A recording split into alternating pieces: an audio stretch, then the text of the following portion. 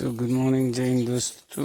આ ભાઈ મેં ફ્લિપકાર્ટમાંથી મંગાવી હતી ડેનમ જેકેટ છે। 2 થી 3 ફેરે મંગાવી મેં જેકેટ।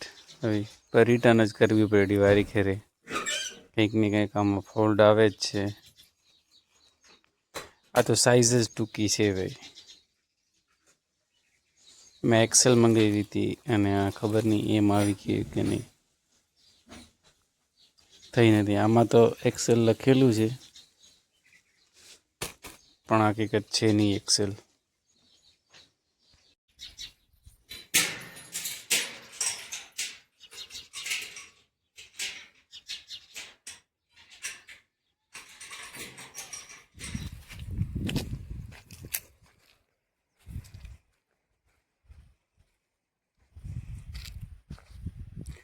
ખાલી એટલા રહ્યા છે વાર કરવાના, બાકી તો થઈ ગયા।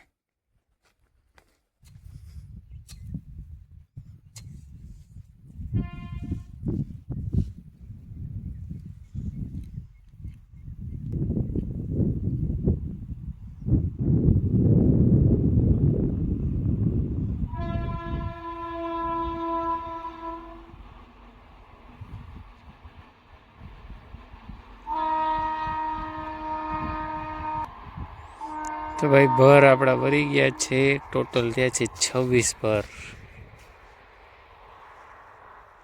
આ છેલ્લો ભર। તો બે દી પૂરા થયા, 2 દી થયા ભરવા હતા। 26 ભર થયા ટોટલ। ચાલો ખાવા હવે। તમે વાડીથી આવ્યો ત્યારના જે હાથ પગ નથી ધોયા, આવી હાલતમાં છું। ઘરે આવીને જોયું તો સેવ ટમેટાનું શાક હતું। હવે ટમેટા તો ઠીક છે પણ સેવ આપણે ના ખાઈ શકીએ, કેમ કે સેવને ફ્રાય કરવામાં આવી હોય, અને કેમ કે આપણે કટમાં છે અને ઓલરેડી આપણે લગ્નમાં પણ સારું ખાધું હતું, એટલે ઘરે આવી અને આપણે તરત જ આપણા માટે શાક બનાવવાનું ચાલુ કર્યું। હાથ પગ ખાલી હાથ ધોઈને। આનો મિનિંગ છે ડાયટ। કંઈક તૈયાર ન પણ હોય તો પણ તૈયાર કરવું પડે ભાઈ।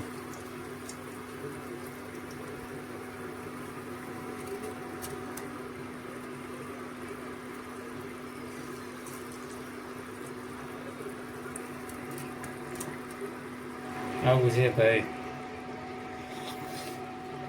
રાઈટ 1 વાગે ઘરે આવું અને રાઈટ ભૂખ એવી લઈ ગઈ હોય, તમે આવીને જોવું। હું લગભગ બકાલાનું શાક હોય તો સોયાબીન ભેગું ખાઈ લઉં, નાખીને ખાલી બાફીને સોયાબીન, પણ કેમ કે એમાં સેવ હતી એટલે સેવ સારું થઈ અને આપણે ખાસા બનાવવું પડ્યું।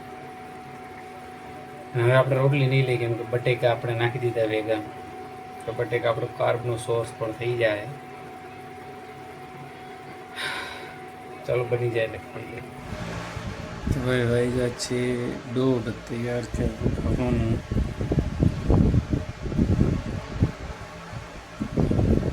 થઈ ગયું છે મસ્ત, ચાલો ખાઈ લઈ। બટેકા છે એટલે આપણે રોટલી નહીં ખાય।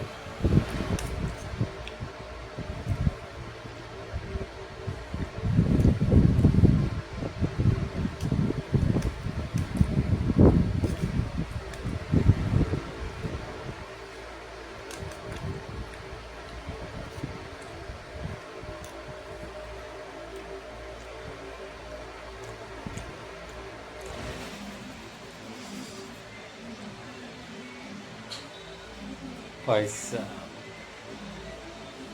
ઉનાળો આવ્યો છે, નાવાનું જાજુ રાખો।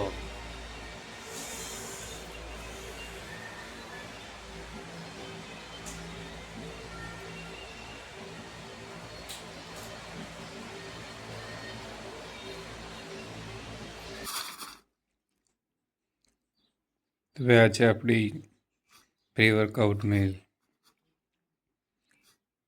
50 ગ્રામ માંડવીના બી, 3 ખજૂર, તો વોટર ઇન્ટેક છે એને પૂરું કરવા માટે પાણીની મોટી બોટલ હોવી જરૂરી છે. એટલે આપણા માટે આ બોટલ મેં મંગાવી હતી 2 લીટર વાળી બોટલ, જે મને ડિલિવર તો કાલે થઈ ગઈ હતી, પણ મેં આજ જોઈ 2 લીટર વાળી બોટલ છે. આ જે પ્લાસ્ટિક છે એ BPA ફ્રી પ્લાસ્ટિક છે. પ્લાસ્ટિકમાં 2-3 કેટેગરી આવે છે. એની અંદર ખાસ કરીને જે BPA લખેલું પ્લાસ્ટિક આવે એનો યુઝ વધારે કરવો ઉનાળામાં, કેમ કે એ બોટલ છે એ ગરમ થાય તો જે માઇક્રો પ્લાસ્ટિક કે ઓછા છોડે, અને BPA ફ્રી બોટલ તો છોડે જ નહીં. એટલા માટે આપણે આ બોટલ લીધી છે. જો તમે જે કહેવાય કે સ્ટીલની બોટલ વાપરતા હોય તો બધેથી ઉત્તમ, કેમ કે સ્ટીલની બોટલમાં પાણી ઠંડુ પડી. પણ આપણે કેમ કે મોટી બોટલ જોઈતી હતી 2 લીટર વાળી, એટલે આપણે આ મોટી બોટલ લીધી. ઉનાળો આવે છે, પાણીનું ખાસ ધ્યાન રાખો, હાઇડ્રેટેડ રહ્યો. આમાં જે છે હાઇડ્રેટના સિમ્બોલ પણ આવે છે. ગુડ મોર્નિંગથી લઈ અને ગુડ ઇવનિંગ લગીના બધા જે આમાં જે છે લેટર લખેલા છે પાણીના, કેટલા વાગે પીવો. બોટલ બહુ સારી છે. એક પાણીની મોટી બોટલમાં ખર્ચો કરો જે આપણે કરી લીધો છે, તો ચાલો આનો યુઝ કરી. જય હિન્દ. આજે આપણે કહેવાય ચીટ કરવું નહોતું, પણ આજ લાડવા હતા એટલે ગામમાં કાકારે ઘરે, એટલે ત્યાં ગયો અને એને ખાવા બેહાડી દીધું તરાર. જોકે બિરયાની હોય એટલે હું ખાઈ તો લઉં જ, કેમ કે મેં પેલું કીધું આપણે પ્રોટીન વાળું વસ્તુ હોય એટલે આપણે ચીટ કરી લઈ. બસ પ્રોટીન વાળું વસ્તુ હોવું જોઈએ. મુરગી વાળી બિરયાની હતી, મસ્ત ખાધી આપણે.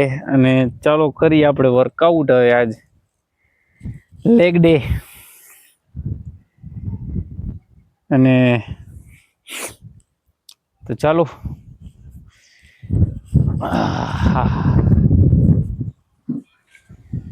તો આજે ખરે લેગ આપણે સ્ટાર્ટ કરતી હેમસ્ટ્રિંગથી, કેમ કે હેમસ્ટ્રિંગ જે છે એ લગભગ ઓલા અઠવાડિયામાં આપણે પૂરેપૂરું ટાર્ગેટ નહોતું કર્યું.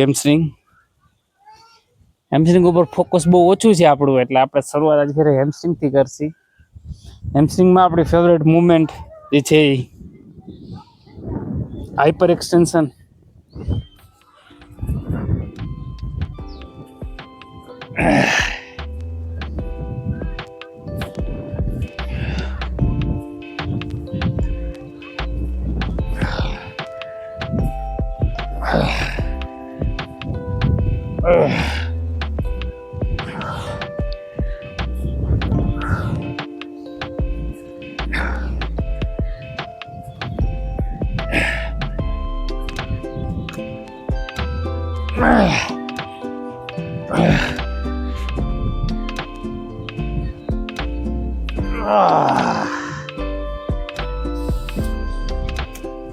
બાકી લેગની શરૂઆત હેમસ્ટ્રિંગથી કરાય, કેમ કે હેમસ્ટ્રિંગ જે છે એ ખુલવા જરૂરી છે.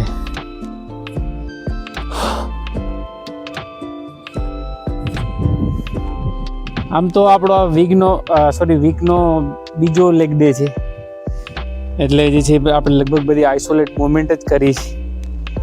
હવે આપણે લેગ એક્સટેન્શન જે છે એ ચાલુ કરશી.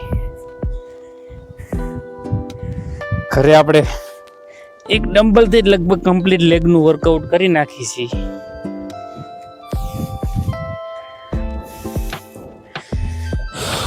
સિમ્પલ છે, 2 પગ વચારે ડમ્બલને લગાડી લ્યો.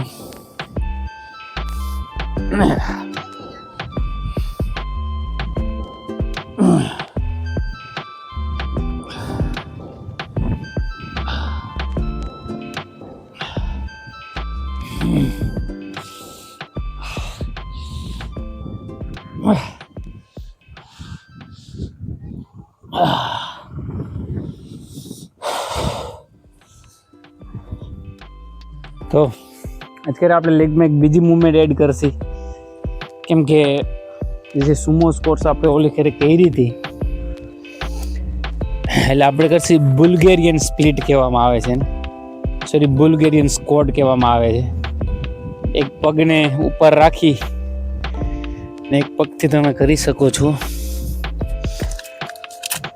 એ તમારા જે છે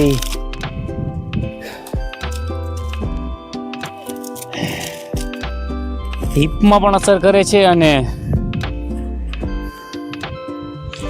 આવી રીતના કોઈ એક ઓશિકું હોય ને ઓશિકાને રાખી લ્યો. આમ તો બુલ્ગેરિયન સ્પોર્ટ્સ છે એ ભાગે બિગિનર્સ જે હોય નવા એ ટ્રાય ન કરે, ઓછા વેરથી ટ્રાય કરે તોય સિમ્પલ છે. આ આર્મ્સ છે ને પૂરું લઈ લો, એક પગને પારી ઉપર રાખી લ્યો, જાજુ વાઇડ ના રાખો, બસ સિમ્પલ આ જ રીતના.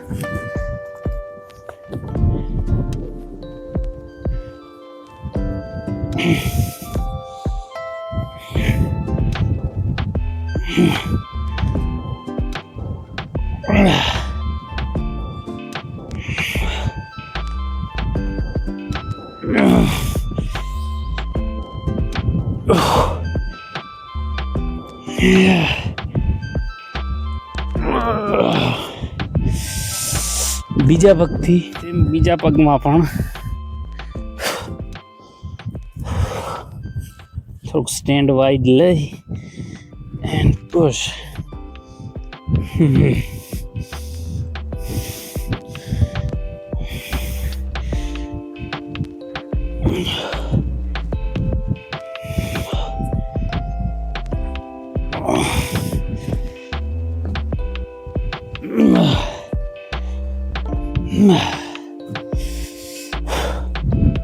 તમે પારી ન હોય ને તમે લેગ એક્સટેન્શન ના કરી શકો તો આ કસરત કરી શકો, બહુ સારી છે.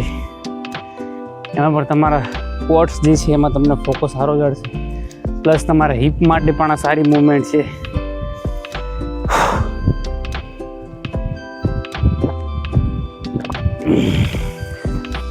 તો કાફ માટે આપણે જે છે પહેલે દીએ સીટેડ કાફ રેઝિસ કરી છે અને બીજે દી આપણે કરીએ સ્ટેન્ડિંગ કાફ રેઝિસ.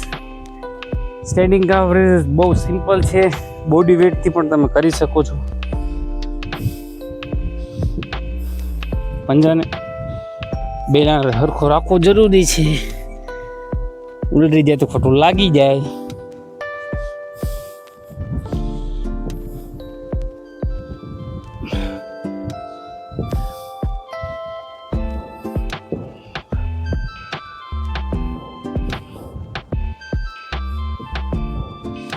શરૂઆતમાં 10-11 જે છે એ બોડી વેટથી કરો એટલે કાફ છે એ એક્ટિવ થઈ જાય તમારા.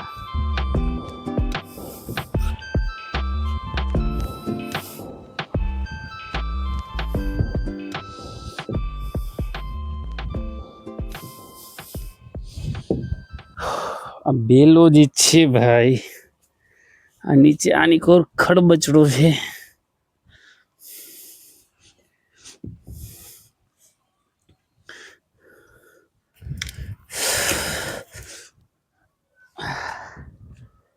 વેટ પણ એડ કરી શકો તમે.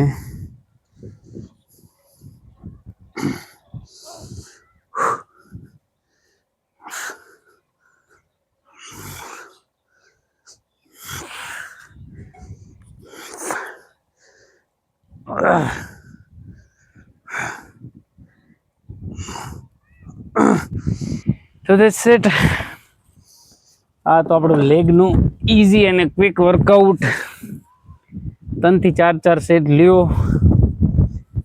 મેં 2 સેટ લીધા છે, હજી હું લઈશ 2 સેટ. અને આજે આપણે સુમો સ્કોટ્સની જગ્યાએ બુલ્ગેરિયન સ્કોટ્સ કહી દીધી, એ પણ ટ્રાય કરજો. તો ચાલો આપણે 2 સેટ ખતમ કરી. તો ચાલો ખાવા. આ બિરયાની છે એ આવી છે લાડવામાંથી, અને બાકી આપણું ચિકન છે એ ચિકન બનાવેલું છે થોડું. તો તે સેટ આજ છે આપણું ખાવાનું. ચાલો ખાવા.